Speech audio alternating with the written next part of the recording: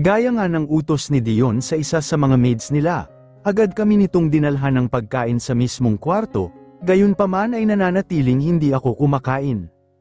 Hindi pa rin maalis sa isipan ko ang mga nangyari kanina. Iniisip ko kung ano ba ang nagawa kong mali para magalit ng ganoon sa akin si Tita Lerio. Ang huli kong naaalala bago ako umalis sa lugar na ito ay okay kami. Pero bakit ngayong bumalik na ako? Parang hindi na. Bakit parang napakalaki ng nagbago? Hey, bakit? Are you okay? Anong nangyari kay Tita Lerio? Bakit siya galit sa akin, Dion? Kailangan kong malinawan, nakakabaliw ang mag-isip ng dahilan kung bakit naging ganoon ang inakto ni Tita Lerio sa akin kanina. Wala lang si Mama sa mood, huwag mo naman akong gawing gaga. Wala lang sa mood, anong klaseng dahilan yun, ha? Tumigil ka na sa pagmumura, Araceli, tell me, Dion, bakit, anong dahilan? Kitang-kita ko ang pagliyab ng galit sa mga mata ni Tita Lerio kanina, parang sukdulan ang galit niya sa akin. Pero ang tanong, saan ang gagaling ang galit niya sa akin? Naaalala ko noon, parang anak na rin ang turing niya sa akin, legal kami sa pamilya ni Dion noon. Pero sekreto ang relasyon namin sa karamihan dahil sa gulo sa pagitan ng pamilya namin, pero kahit ganoon, tinanggap nila ako, tinanggap ako ni Tito Randy, ang ama ni Dion, at ni Tita Lerio, suportado pa nga nila kami noon. Forget it, and I'm sorry, nasaktan ka ni Mom. Dapat ay hindi na lang kita inayang kumain doon sa ibaba, kung alam ko lang na mangyayari yun, hindi na sana talaga kita inaya doon. Hindi na ako umimik sa sinabi niya, pakiramdam ko ay ayaw niyang sabihin sa akin ang dahilan, at alam kong kapag ayaw niya, hindi ko siya mapipilit na sabihin sa akin ang totoo. Ganoon siya, kumain ka na lang. Kanina ko pa nararamdaman ang gutom ko, lalo na't hindi pa naman ako nag-almusal kanina. Hindi ko lang binigyan ng pansin dahil sa dami ng iniisip ko. Fine, akin na. Sa halip na ibigay niya sa akin ang plato na naglalaman ng pagkain, ang ginawa niya ay itinapat niya sa bibig ko ang kutsarang naglalaman ng pagkain. Kumain ka na, napairap na lang ako, parang ginagawa naman niya akong bata. Nakararamdam man ng inis sa kanya ay wala na akong nagawa kundi ang subuin na lang yun, pasalamat siya at talagang gutom na ako. Kaya hindi na ako makikipagtalo pa sa kanya. Nagpatuloy siya sa pagsubo sa akin, ako naman ay patuloy sa pagmuya. Pero ang mga mata ko ay nasa malayo at wala sa kanya. Naiilang ako sa paraan ng pagtitig niya sa akin. At may isang emosyon pa yun na ipinaparamdam sa akin na matagal ko nang hindi nararamdaman. Ngayon na lang muli. Nga pala, sabi ni Dad ay hindi na raw natin kailangang umattend ng seminar. Siya na rin daw ang baalang mag-asikaso sa marriage license natin, si Dad at ako na ang bahala sa lahat, ang puproblemahin mo na lang ay ang gown na isusuot mo. I bit my lower lip. Hindi ko pa rin matanggap na ikakasal na ako sa lalaking nanloko at nanakit sa akin noon, pero wala akong magagawa. Siya at ang pamilya niya lang ang maaaring makatulong sa pamilya ko, pero nakakagago pa ring pakinggan at tingnan.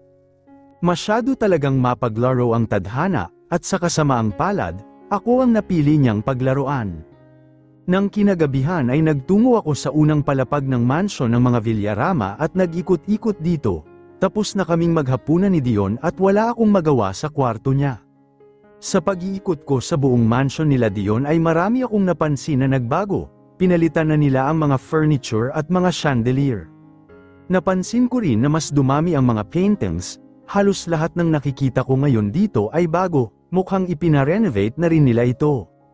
Nang makaramdam ng pagod at uhaw dahil sa pag-iikot ko sa malaking mansion nila Dion ay nagtungo ako sa kanilang kusina, iginala ko ang tingin sa paligid at pinagmasdan ang buong kusina, tumigil ang mga mata ko sa isang bagay na nakapukaw ng tingin ko.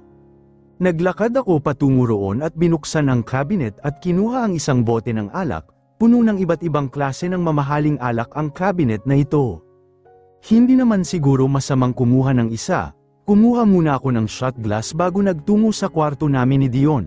Dito ay naupo ako sa mahabang sofa at binuksan na ang bote ng alak, nagsalin sa baso ko at uminom. Hindi na ako sanay na uminom, pero hindi yun naging dahilan para tumigil ako. Muli pa akong nagsalin at uminom, hanggang sa di ko namalayan na nakakarami na pala ako. Tumigil muna ako sa pag-iinom at kinuha ang phone ko. Nagdial ako ng number. Habang hinihintay na sagutin ng kabilang linya ang tawag ko ay ipinagpatuloy ko ang pag-inom ko. Araceli, bungad ni Dad nang sagutin niya ang tawag ko. Kumusta kayo ni Berna? We're fine. Naghahanda na kami ni Berna para sa pagbalik sa bahay bukas. Bukas na ang balik niyo sa bahay, bakit parang ang bilis naman? Yes, inayos na ng mga Villarama ang problema sa bahay at bangko kaya maibabalik na agad ito sa atin, but, saka palang maibabalik sa atin ang hotel at resort kapag naikasal na kayo ni Dion, ayon ang napagkasunduan namin. May itatanong ka pa ba? Isang pasasalamat lang mula sa iyo Dad, sapat na yun sa akin. Please, sabihin mo na, gusto kong marinig. Wala na, sige na, papatayin ko na ito, and I ended the call. Tears streaming down my face, I was crying silently.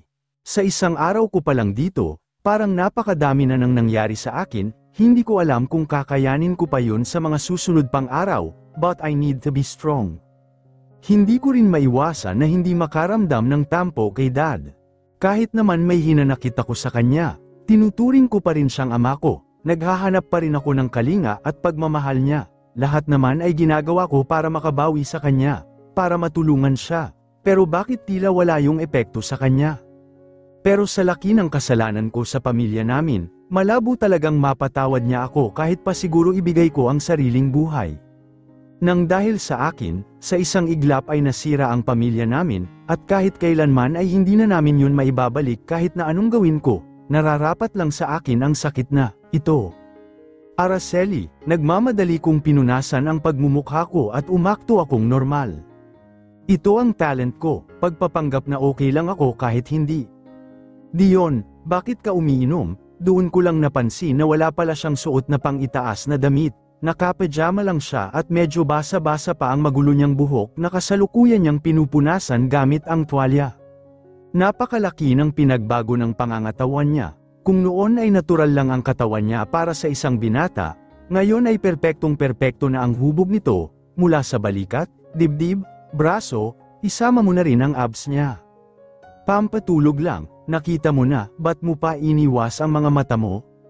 Hindi ko na lang siya pinansin at nagpatuloy na lang sa pag-iinom ko ng alak. Don't worry, it's all yours, mabuti na lang at wala nang lamang alak ang bibig ko, dahil siguradong maibubuga ko yun sa kanya, hindi porket namamangha ako sa katawan niya ay pinagpapantasyahan ko na agad siya. Hindi ka ba makatulog? Naglakad siya patungo sa terrace upang isampi ang hawak niyang tuwalya saka bumalik dito sa loob. Bakit pati ang likod niya ay perpektong-perpekto? Hindi ko maiwasan na hindi siya purihin ng palihim, napakalaki kasi talaga ng pinagbago niya. Oo, namamahay kasi. Dahil sa nakakabinging katahimikan dito sa kwarto niya ay nagkakarinigan kaming dalawa kahit na bahagyang magkalayo kami. Tigilan mo na yan at mahiga ka na rito. Dito ako sa sofa matutulog, ayaw ko dyan. Napatigil ako sa pag-inom nang may umagaw sa bote ng alak na hawak ko, mabuti na lang ay hindi yun tumapon sa akin. Ang bilis niyang nakalapit sa akin at di ko man lang yun namalayan. Hard-headed, komento niya at walang paabang binuhat ako na parang isang sanggol, doon lang ako nahimasmasan. Ano ba, Dion, bitiwan mo nga ako, ibaba mo ako. Napabusangot na lang ang pagmumukha ko at hindi na nanlaban o nagsalita pa. Dito ka sa tabi ko matutulog, bumangon ako mula sa pagkakahiga sa kama niya at naupo, pero di pa nga ako inaantok. At ayaw ko siyang makatabi sa iisang kama. Talaga, oo nga, kulit mo, ano ang kailangang gawin para antukin ka na? Hayaan mo na lang akong mag-inom, no, malalasing ka, mukhang may tama ka na ngayon. Okay, fine, edi wag, tutulala na lang ako rito hanggang sa dalawin na ako ng antok. Manood na lang tayo ng movies, ayaw ko, magbasa ka ng libro, marami akong fiction books sa shelf. Boring, tara laro tayo, anong laro naman? Naupo siya sa harapan ko at bahagyang lumapit sa akin. Kiss or tell, anong laro yun? Simpleng laro lang, magtanong ka at sagutin mo ng tapat. Paano kung hindi sinagot? Paano pag nag-pass? The loser will kiss the winner. Kiss, sabi ko na nga ba, yung ngisi niya ay halatang may binabalak na kalokohan, manalo o matalo, may kiss pa rin ang bawat isa sa amin. Itulog mo na lang yan, Dion. What are you doing? I told you, we will sleep together. Bakit? Nandito pa rin naman ako sa kwarto mo, ha? Magkasama pa rin tayo. Magkatabi tayong matutulog sa kama, huwag ka ng human gal, ako ang masusunod. Dion, dali-dali akong bumangon mula sa pagkakahiga at naupo sa kasya hinarap, ano bang gagawin ko para payagan mo kung doon matulog sa sofa? Let's play the kiss or tell. If you win, then, go, you can sleep on the sofa. Kung gusto mo, ako pa ang matutulog doon para maging komportable ang tulog mo rito sa kama. Fine, alam ko namang wala na akong choice, at saka, madali lang naman yung laro, kailangan ko lang sagutin ang lahat ng tanong niya. Lumapit siya sa akin habang nananatili pa rin sa kanyang lobby ang nakakaasar niyang ngiti. So, here's the mechanics. We have 5 questions for each other and we need to answer it honestly. Tapos, we only have 2 chances para ipas or huwag sagutin ang tanong ng isa at kapag naubos yun, anong mangyayari? There, at kailangan mong gawin yun kahit na anong mangyari. Bahagyang kumunat ang noo ko nang maging seryoso ang tono ng pananalita niya. See? Ang lakas talaga ng katok.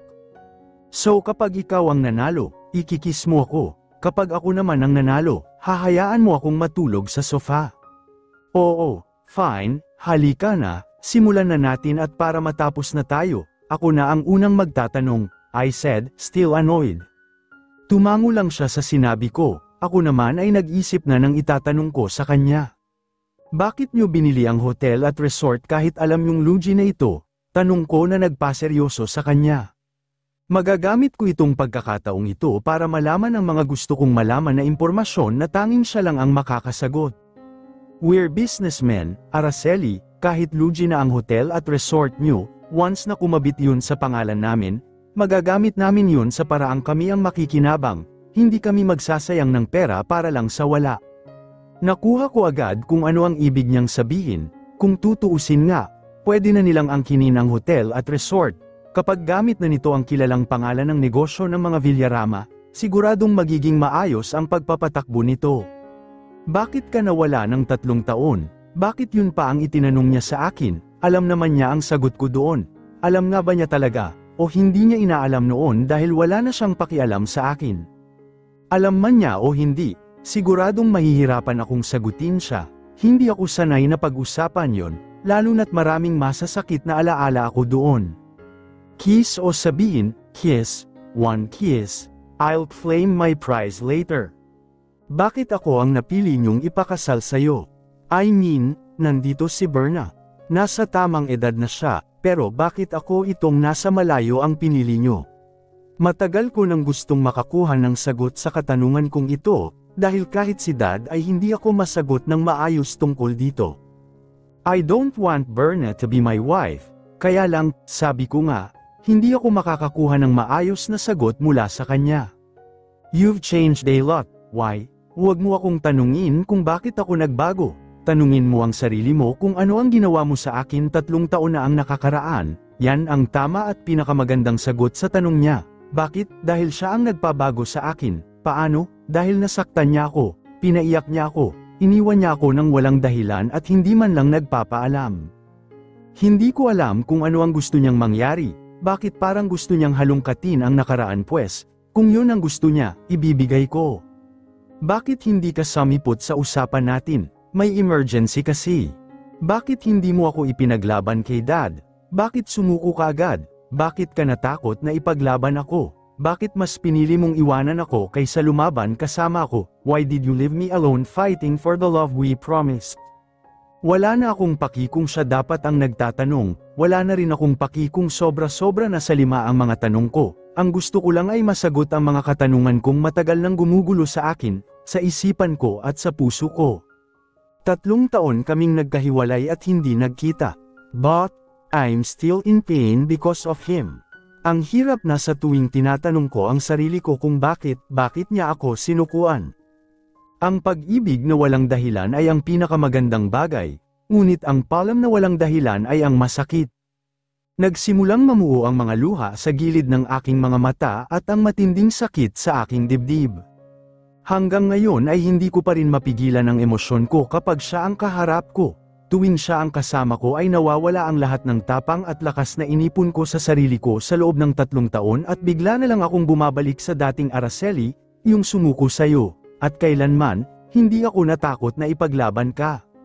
Gusto kong paniwalaan ang sinasabi niya, pero hindi ko kahiya dahil hindi naman yun ang ginawa niya noon.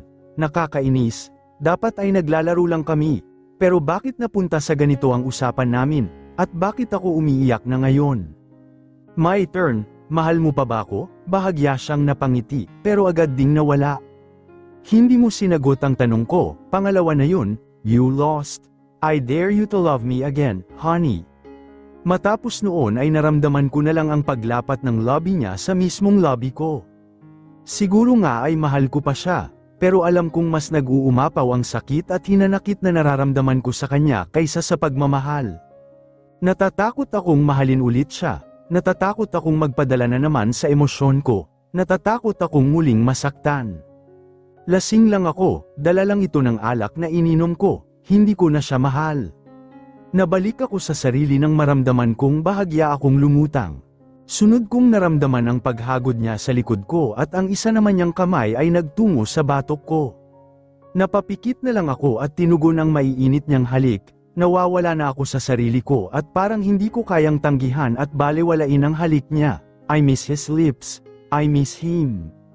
He cupped my face and tilted his head to get a better access inside my mouth, and then, he deepened our kiss.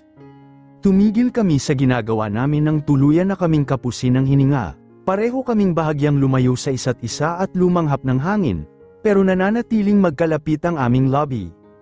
Nawawala na ako ng kontrol, honey, doon ako nakaramdaman ng hiya sa ginawa kong pagtugon sa halik niya. Nakaupo pa rin ako paarap sa kanya at nakapulupot sa batok niya ang mga braso ko.